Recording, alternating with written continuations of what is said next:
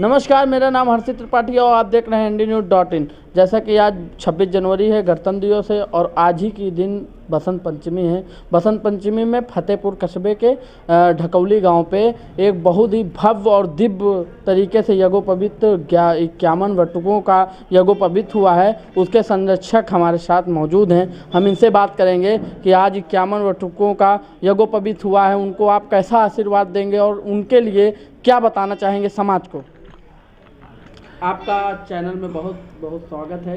आज 51 लोगों का यज्ञोपवीत हुआ है, समाज को आप कैसा बताना चाहेंगे। मैं समाज को ये बताना चाहता हूँ कि समाज में संस्कार होना बहुत ज़रूरी है और यज्ञोपवीत संस्कार का जो कार्यक्रम हमारे बुजुर्ग ऋषि मुनि कराते थे, उनका विकसित मकसद होता था कि अगर हम 7 साल से 13 साल 15 साल के बीच में अगर बच्चों का संस्कार करा करके और उनको संस्कारित करा देते हैं तो एक बेहतर समाज का निर्माण करते हैं।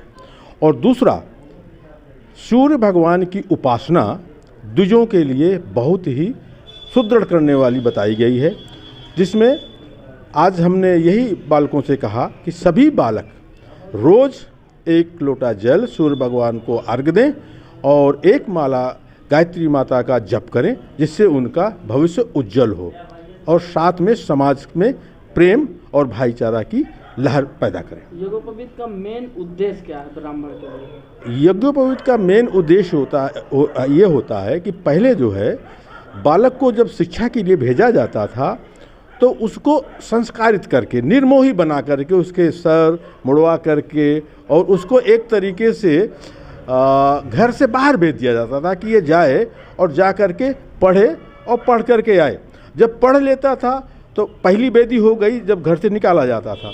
दूसरी बेदी वो होती है कि जब वो संस्कारित हो जाता है तो जब विद्यालय से लौटता है तो एक दूसरी बेदी होती है। तो तीसरी बेदी होती है जब वो गृहस्थ में पदार्पण करता है। इसलिए यज्ञोपवीत संस्कार में 3 बेदियाँ बनाई जाती हैं और तीनों करने के बाद जब वो समाज में आता था तो वो प्रकांड विद्वान, पढ़ा लिखा, समाज को समझने लायक और समाज में बेहतरी पैदा करने के लिए तत्पर रहता था।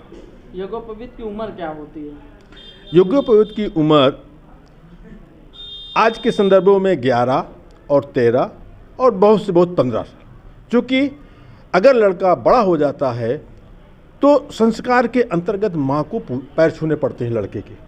यज्ञोपवीत होने के बाद त्रिपाठी और आप देख रहे हैं NDNews.in। जैसा कि आज फतेहपुर के ढकौली ग्राम में है और हमारे साथ यहाँ यज्ञोपवीत हो रहा है और 51 लोगों का यज्ञोपवीत हो रहा है। हमारे साथ अखिल भारतीय ब्राह्मण महासभा के अध्यक्ष, जिला अध्यक्ष मौजूद हैं। हम इनसे बात करेंगे इस कार्यक्रम में किस किस तरह के सेवाएं दिए जा रहे हैं और कितने लोगों का कार्यक्रम हो रहा है। बहुत बहुत स्वागत है हमारे चैनल में।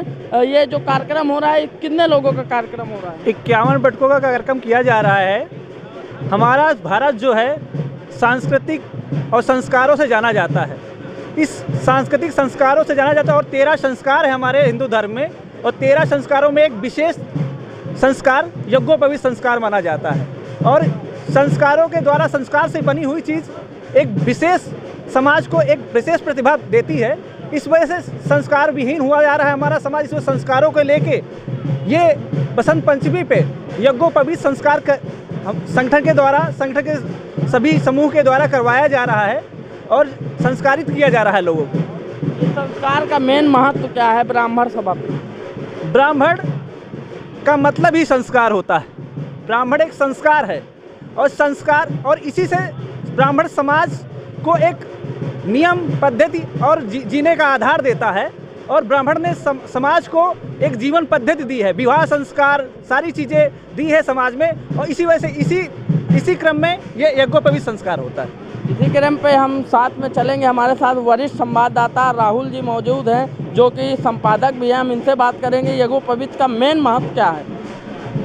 देखिए, अभी अध्यक्ष जी ने बताया कि यज्ञोपवीत एक संस्कार है जो ब्राह्मण कहे चाहिए, अब तो लगभग सभी जातियां कराने लगी हैं और लेकिन ब्राह्मणों में इसका खास महत्व है। और ये संस्कार होने के बाद ये मानिए कि जो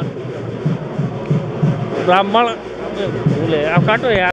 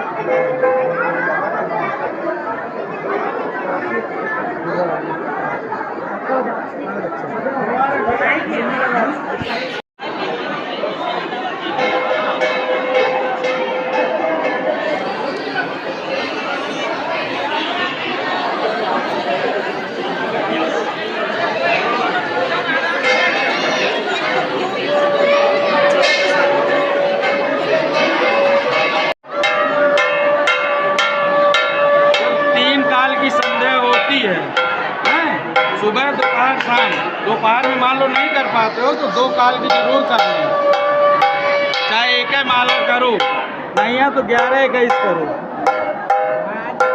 हाँ